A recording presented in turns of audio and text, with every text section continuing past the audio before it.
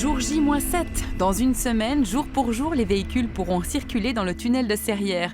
L'ouverture de ce tronçon permettra de boucler le chaînon manquant de la A5 entre Yverdon et Neuchâtel. Ces derniers mois n'ont pas été de tout repos. Les différentes phases de tests se sont succédées. Il faut dire que ce tunnel est intelligent. Il réagit en fonction des scénarios afin de garantir la sécurité. Comment se déroulent les tests? Quelle est la part de décision humaine dans ces processus? Qu'est-ce qui est automatique? Ce sont les questions que nous allons nous poser dans cette émission. Mais avant cela, Adrien Pizzera nous présente l'état des lieux dans les tunnels.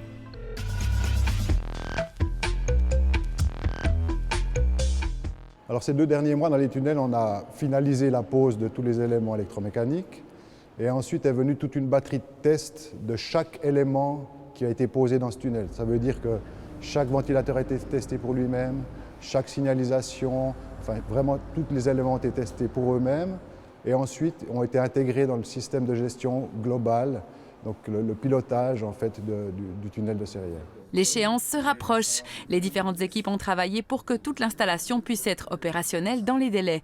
Olivier Beau s'occupe de la coordination de cet ensemble. Bien sûr, on est à quelques jours de l'ouverture et on arrive dans la finalisation des tests. Toute une équipe est constituée pour faire tous ces tests et faire toutes les interactivités qu'il doit y avoir avec tous les systèmes électromécaniques. On va passer un scénario, une alarme incendie tubienne, par exemple. Donc là, c'est ce qui se passe en cas d'alarme incendie. Voilà, donc en cas d'alarme incendie tubienne, on se rend compte que dans le tubienne, on va passer les éclairages de terre au maximum, les guidages optiques également, ainsi que les balisages de fuite pour guider d'éventuelles personnes qui seraient dans ce tunnel à ce moment-là, dans ce tube-là en tout cas. C'est toute une équipe qui travaille, il y a plein de monde, on a passé des bons moments, on a passé des moments pénibles. Il y a des gens qui ont travaillé le samedi et le dimanche pour y arriver. D'accord. Chaque jour, de nouveaux tests sont effectués. André Stelly s'est beaucoup investi dans ce processus.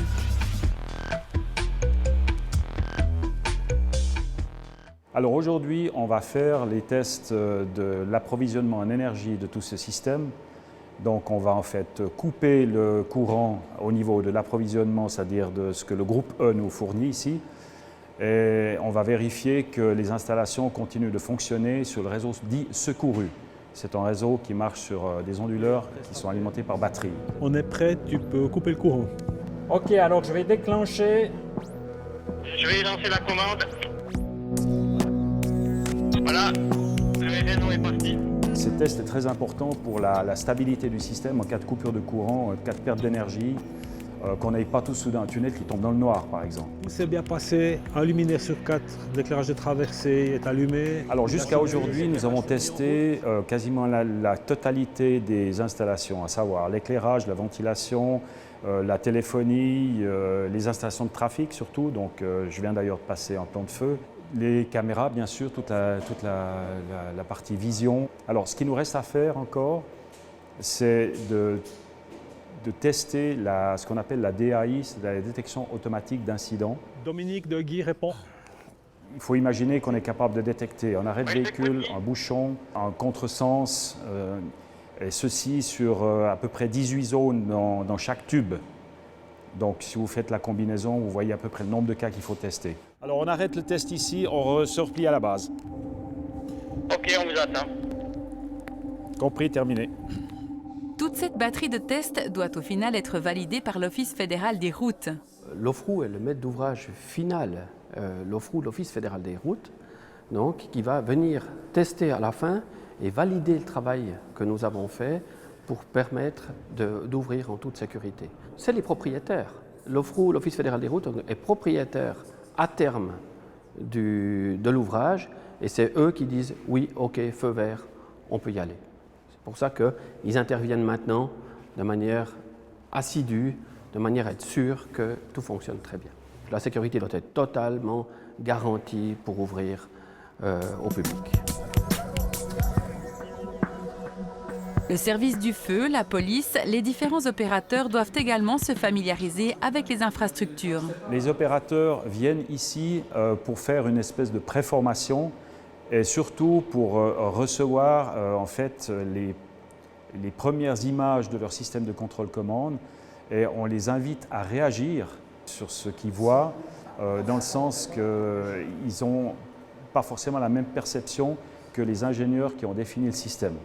Donc ces critiques positives vont servir effectivement à modifier un tout petit peu et à adapter le système de contrôle-commande qu'ils vont recevoir pour que leur travail soit le plus efficace possible et le plus simple possible.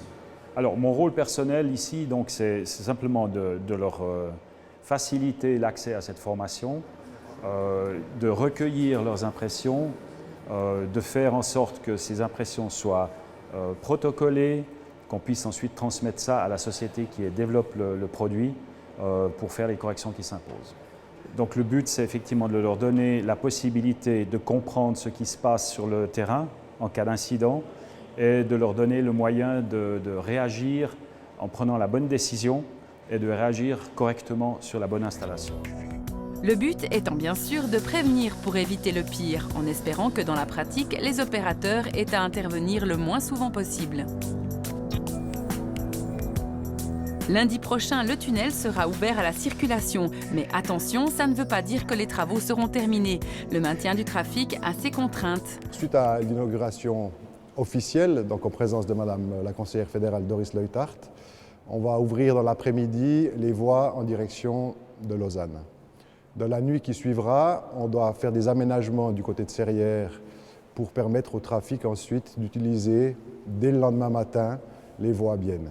Pour le tube en direction de Bienne, donc on aura 2 voies de circulation au début du tunnel, mais on va devoir rabattre le trafic sur une seule voie pour nous permettre de réaliser des travaux de génie civil, notamment la construction d'un mur, qu'on ne pouvait pas faire jusqu'à maintenant parce que les véhicules y circulaient. Le chaînon manquant, c'est fini pour aujourd'hui. Rendez-vous avant l'été pour parler de la suite des travaux.